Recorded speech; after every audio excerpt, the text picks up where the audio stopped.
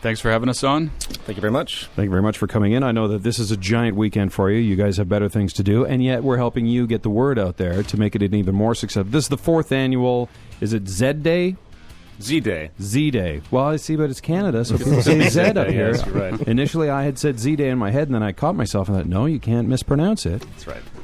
Speaking of mispronouncing, we've been saying Zeitgeist through the morning. That was common for many years. Oh, get some angry Correct people over and over again. We get some angry people, some angry texts who are coming down on us. It's not pronounced Zeitgeist. What's the correct pronunciation? Zeitgeist. Zeitgeist, because it's a German word. And what does it mean? It means the spirit of the times. Basically a reflection of what the culture believes at any point in time, and hence the values that go along with that. That's deep, man. It really Hence is. the nature of the Zeitgeist movement. It's a transition through those values, an attempt to kind of spark a new cultural referent, if you will. Get people to think a little bit differently about the world around them. Peter, are you correctly or incorrectly credited with being the founder of the Zeitgeist movement? Well, I consider myself the de facto founder, to the extent that the idea of a founding member or a leader has some type of authority to it, and I don't like any of those associations whatsoever. It's a very, very reciprocal type of thing we do around the world. So I refer to myself as de facto if people have to know how this started. Peter, you mentioned around the world. How big is the Zeitgeist movement? How many countries? Because I got a little bit of conflicting information online. 35 countries, 55 countries, all countries. Well, the event that we're doing is now stretched across, I'd say, about 45 countries at this point, but the chapters extend to about 70 countries, but we're talking about different gradients of size. Some have thousands of members. Right. Some have very, very small subculture of people that are in small communities. So what is the worldwide membership? Worldwide membership is hard to predict, actually, because it comes in and out, but our main mailing list is about 500,000 people, and it holds steady at around that at this point. No kidding. Yeah. And what country or place has the most members? Good question. I would have to say the UK has the strongest threshold of people at this point. Europe has been much more proactive with this type of view than anywhere else. What the hell's wrong with Canada? I mean, Canada's been great pretty too, good though. per capita. Yeah, he can Unless speak there's for a Canada. hockey game. Right, then it's all out the window. Were these beliefs and values, were they handed down from your parents, or or did you just come up with them, or how did it start with you? As with any conditioning, it comes from somewhere to kind of open people up and make them vulnerable to whatever they believe. But ultimately, I had my own intellectual pursuits from the age of my early teenage years, and I started to study all sorts of sociological things. Human culture, if you will, was always kind of a hobby of mine, so I was fascinated by religion, fascinated by economics. And as time moved forward and you kind of grow up and begin to realize the nature of the world around you with the kind of inherent sickness that we tend to see, I think most would agree at this point, this need to try, for my own personal expression, catharsis, eventually manifested into the first film that I did. And then from there, it sort of took a life of its own as far as I'm concerned, and then extended to more films, and then eventually the movement came along, which the movement, by the way, is, as you mentioned in the introduction, conspiracy, which is a sort of buzzword out there. Movement has nothing really to do with any of that. You remember, the train of thought here is what's important about a new social system, even though those associations tend to be there because of the popularity of my first film. A new system that removes boundaries, removes government, removes currencies and whatnot. Is that part of the those are long-term idea? Prima facie associations you can make to that, but it's really about a train of thought based on a scientific reference of reality, something that's been long lost. We have a whole dichotomous system that's completely unsustainable. I could go through numerous points that basically are incompatible with what you call natural law or life systems. We're producing sickness. We're doing a lot of things that are very, very inhibiting to us. And it's very obvious, unfortunately, that we have this, but yet most people, because of their conditioning, don't see it, and they're ingrained like a religion into the type of socioeconomic model we have today. Yeah, but not all religion is bad, because it does provide people with some faith. You got to have some faith that there's something else beyond what we've got right here. Faith without evidence. Is this as good as it gets? Yeah, I know. I hear you. Well, that's a great ploy of religion throughout the years. You have all sorts of your impecunious masses that have been utterly deprived. Which masses? Sorry, impecunious without money or resources. I was impressed with dichotomous, but impecunious. Impecunious. I have to we look have that to up. use that on the weekend. Look it up. But if it does curb some sinister behavior, isn't that a good thing? But I think, if we're talking about the broad scope of religious belief, which is belief without evidence, I think it sparks much more destruction. But that's the definition of faith: belief without evidence. Right. The ultimate suspension of critical thinking. Yeah. Deep. I want to get into some of the other possible conspiracy theories out there. No, listen, and you know what? And I don't want. We're not here to attack you guys. We're here to have a conversation. We should actually have some beers and stuff. That would be great. Have a conversation. Would you say? What do you say to skeptics that feel that you guys are propagating fear? I'd say they haven't researched what we're talking about at all. Right. Fair enough. So because you guys there was a movie, what was it, 3-4 years ago that it ended up looking a fair bit of 9/11 and all that, and you guys kind of got the broad paintbrush of, Zeitgeist is just a bunch of conspiracists. Well, again, the movement was sparked after the second film, which took a different turn than the original expression from the first film.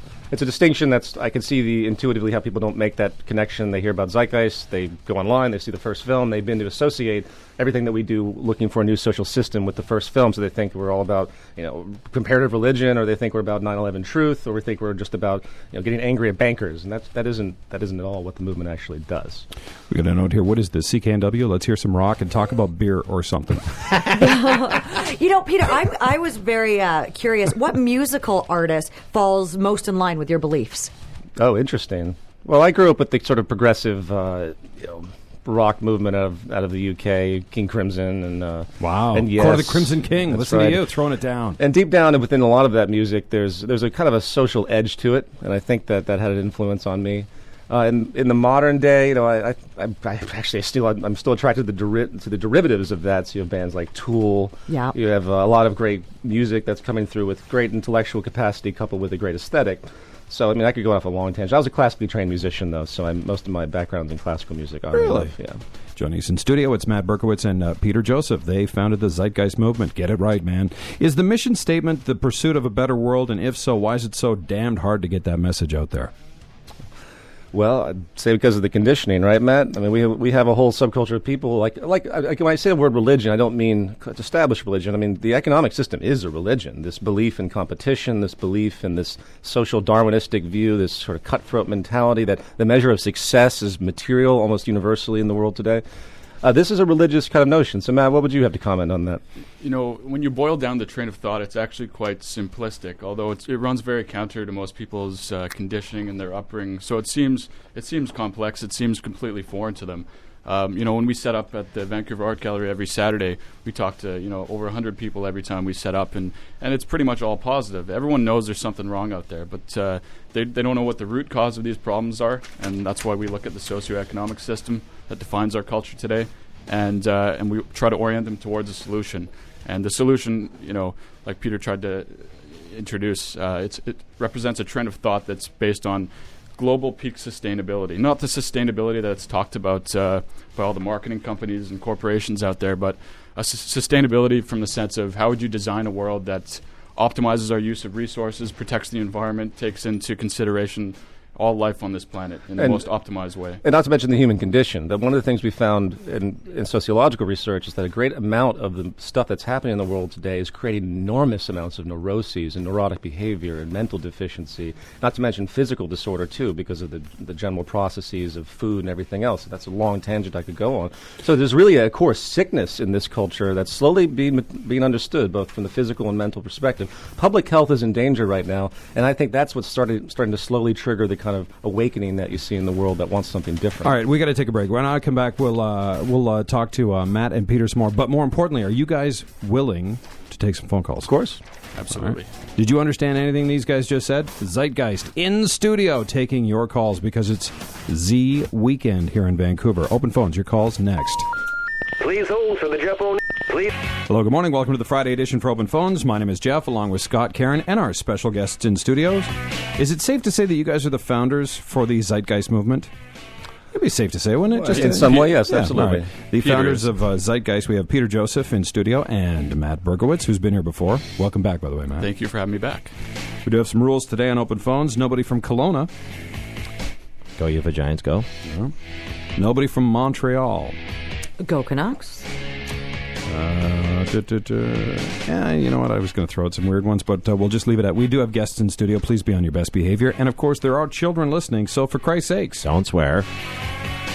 We have some text messages that have come in over the commercial break. These guys need to get laid. Matt, Peter, either of you married, in a relationship? Doing okay in that department? Yeah. Doing fine in that department, yeah. Very fine. You're a bit of a rock star, though, aren't you? You've had 3 films, or Yeah, like forthcoming. So when you go places, do you sign autographs and stuff like that? Unfortunately, that does happen. I don't feel comfortable doing that, but... Do you sign any boobs?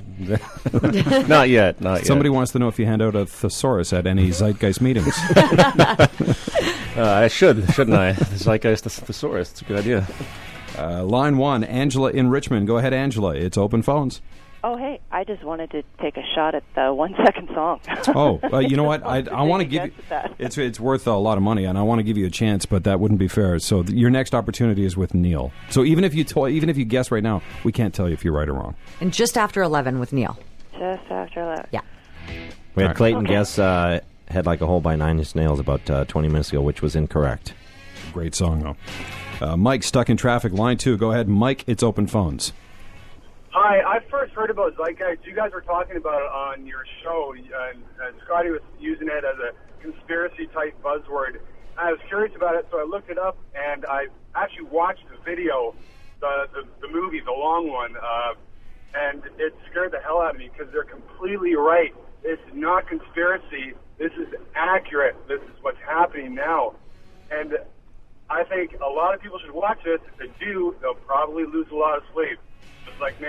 All right, where can people find out more information if they do want to watch the movies? They're all available online, right? They're all available for free. You can either download them and burn them yourself, or you can watch them, obviously, Well, how do you through make streaming. money, then, if they're all available online for free? How do you pay the bills? Well, it's very fortunate that I still sell the DVD, but even though I make it available for free, so it's kind of a form of donation. If people want to support me, know that I'm going to make another film, and it's been consistent. Peter, are you concerned? The first movie had Zeitgeist. The movie had over 100 million views. Then there was Zeitgeist Addendum, 50 million views, which is still a lot of views. But the Zeitgeist moving forward only has 15 million views. Are you guys trending down? It's 15 million. Well, it's also a 3-hour film, and it's also not as sensationalized as the first film. I understand where the first film touched a chord with, because of its shock value that was inherent to it. But so that was a performance piece, by the way. It wasn't actually intended to be a movie. That's for another conversation. The last film, it being 3 hours and it being rather academically complex, doesn't surprise me at all. And the 15 million count is only for one post. That thing has been mirrored hundreds, if not thousands of times in multiple languages across the net that I have no way of counting. I suspect the count's probably doubled by now within the first year. Line 3, we've got Dean on River Road. Go ahead, Dean. It's open phones. Good morning, Jeff, Scotty, and Karen. I just wanted to say to Peter and Matt, I couldn't applaud you guys more for fighting the good fight. I wanted to ask you if you have felt any pressure from the powers that be to slow down what you guys are doing. Good question. Not directly. No, not directly. You have periodic strange censorship issues that will happen online, but usually it's the self-appointing guardians of the status quo that tend to get all bent out of shape on Politicians, you mean? No, not politicians. I think this is what we talk about is far too complicated and far too rare for the political construct to recognize as a threat. Well, then how can this catch on? How can this? How can this be the beginning of change if we don't get the politicians on board? You know what I'm there's saying? I know a few people that have seen the films that have been in the political establishment that were influenced by it. But the change, I don't believe is going to happen to the political construct. And again, that's for a much larger conversation. This is a grassroots movement. I have no confidence in the corporate or political construct. Well, it's not in their best interest to make any change. Not at all. No. Are there any big names in music, Hollywood, big sports figures that are part of this movement? Anyone that's tried to attach themselves We've had to the people movement? passively, and various actors and musicians passively come in and out of our event days. And like our last Z-Day in Los Angeles, we had one of the lead actresses from Avatar, and then the guitar player from Incubus came. There's been people that have passively come in. Rutger Hauer's a good friend of mine. He's one of the first that appreciated Rutger Hauer from Blade Runner. Really? Appreciated my first film. He brought me to Italy in 2008 to show it. I keep in touch with him. Oh, kind of try cool. to do some collaborative stuff. Somebody wants to know through text message, what are your thoughts on fighting in hockey? I say for the amusement of it and the sick culture we have, it's the best we can hope for. Sick culture we have. The best we can hope for. What's the basic thing that a Fox listener can do to, maybe they don't want to, maybe they can't come down and enjoy Z or Z Day or whatever, but what's the basic thing as listeners or as us that can make a positive effect or a change in the way we're doing things right now? Like a Zeitgeist movement thing. What's a basic thing I can do? I can pay for some old lady on the bus. I can take all the money out of my bank account. What can you do? Unfortunately, if you want to jump in, Matt, unfortunately the actions are much broader. It's an educational type of movement. You have to understand the world you're living in and be able to develop a skill set to communicate communicate that to others. This is really an expansion of the zeitgeist by its real definition. I mean, we are the zeitgeist movement. All of us are, whether we're in a movement or not. We're in this transition of culture. And what does that mean? What is our role in responsibility to each other? What does it mean to actually want to see a better world? And that takes on a much different level than, say, giving to the homeless, and that doesn't fix anything. Helping people in a minute way. We're going for the big picture here. Brent at work, go ahead. Yeah, how's it going, guys? Good, Brent. How are you? Enjoy the show. Doing good. I just have a little comment to make about basically your outlook on religion and faith and that. I agree with your concept of suppression of critical thinking, because the religion has basically suppressed that for thousands of years, by controlling the masses. And basically, how can you have faith in anything if you don't have faith in yourself? What do you guys think about that? It's deep. I would agree. Well, it depends how you define faith in yourself. I mean, you're probably stretching the definition of the word by using it the way you have, but you don't need faith in anything to have a positive outlook as to our possibilities with what we can do in society. We have tremendous possibilities with what we can do. All you have to do is understand that it's a systemic problem that we face, not a technical or scientific or resource shortage problem that we have. But let's add that the concept of faith, going back to the earlier point, does implant a sort of a nugatory quality with respect to how nugatory. Nugatory. Write that one down. Nugatory, impugnating. Oh man. What was the other one? Impugnating? Impecunious. Thank you. It has a quality that makes people docile, which is why religions have always historically been great tools to keep the masses, the peasants, the subjects at bay. Us. Yes. So it has a multifaceted thing. So when people use the word faith, you got to understand their context, as Matt points out. All right, what's going on this weekend? It's Zeitgeist 4th Annual Global Awareness Day. That's tomorrow. What's going on? How can people get involved? So the main event is at the Vogue tomorrow. That's Saturday. Doors open at 11 a.m. and the event starts at 12 p.m. We've got a series of lectures. Showcasing any movies? No, the next day. Wet T-shirt contest? Well, one sec. Let me finish at the Vogue. We have a bunch of lectures, and then we have a Q&A. That's finishing up at 6 o'clock. And then time for the hockey game, which is at 7. Yeah, we planned it like that. And the next day, we've got a screening of certain portions of Zeitgeist moving forward. That's the third film at Denman Cinema. Doors open again at 11, starts at 12, and there'll be a Q&A to follow that. All right, we've got passes to the event that's going on at the Vogue Theater. Is that what those are? Yeah, we do. All right, we've got a bunch of those. Thank you for giving those away. If you want some, just send us a text to the Fox. All right, so you can follow them online, zeitgeistvancouver.com. You can meet them tomorrow at the Vogue Theater. They are fighting for a better world for all of us. Matt Bergowitz, Peter Joseph. Thank you, gentlemen. Thank you. Thank you.